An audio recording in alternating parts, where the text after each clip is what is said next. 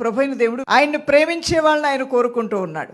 ఎలాంటి ప్రేమికులు ఆయనకి కావాలి, ఎలాంటి వారిని ఆయన కోరుకుంటున్నాడు, ఎలాంటి ప్రేమ ఆయన ఆశిస్తున్నాడు ఆయన బిడ్డల నుంచి అంటే పూర్ణ హృదయంతో ఆయన్ని ప్రేమించేవారు ఆయనకి కావాలి.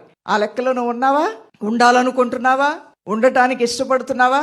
అబ్బో నేనేమోనండి, ఒక గది నా లవర్కి ఇచ్చేసానండి, నా గర్ల్ ఫ్రెండ్కి, నా బాయ్ ఫ్రెండ్కి, ఇంకొక గది ధనానికి ఇచ్చానండి, ఇంకొక గది లోకానికి ఇచ్చానండి, ఒక్క గదే ఖాళీగా ఉందండి, యేసయ్యకి ఒక్క గది ఇస్తానంటే వద్దు.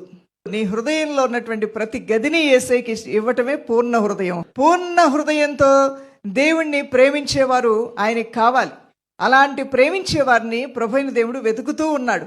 ఎవరు అలా పూర్ణ హృదయంతో నన్ను ప్రేమిస్తారు, ఎవరు ఆ విధంగా పూర్ణ ఆత్మతో నన్ను ప్రేమిస్తారు, పూర్ణ మనస్సుతో ఎవరు నన్ను ప్రేమిస్తారు అనేటువంటి వెతుకులాట దేవునికి ఈరోజు ఉంది, ఎప్పుడూ ఉంటుంది.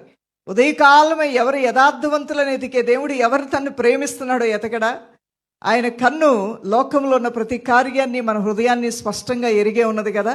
నువ్వైతే శ్రేష్టమైన ప్రేమను ఎన్నుకో, దానివల్ల నీ జీవితంలో నన్ను ప్రేమించువారిని నేను కూడా ప్రేమిస్తున్నాను, నన్ను గనపరచువారిని నేను గనపరుస్తాను అన్న వాగ్దానం నీ పట్ల నీ దేవుడు తప్పక నెరవేరుస్తాడు. హల్లెలూయా. ఓ దేవుని ప్రియ సంఘమా, నీ దేవుడు నిన్ను పూర్ణ హృదయంతో ప్రేమించే ప్రేమికురాలుగా, పరిపూర్ణమైనటువంటి పరిపక్వతతో కూడిన ప్రేమికురాలుగా, దేవునికి నీ హృదయం ఇచ్చి ఆయన్ని ప్రేమించే ప్రేమికురాలుగా, పశ్చాత్తాపంతో నీవు దేవుని తట్టు తిరిగి నూతన హృదయంతో ప్రేమించే ప్రేమికురాలుగా ప్రభు అయిన దేవుడు నిన్ను ఏర్పాటు చేసుకుని తన రాకడ కొరకు నిన్ను సిద్ధపరచుకును గాక. ఆమేన్. హల్లెలూయా.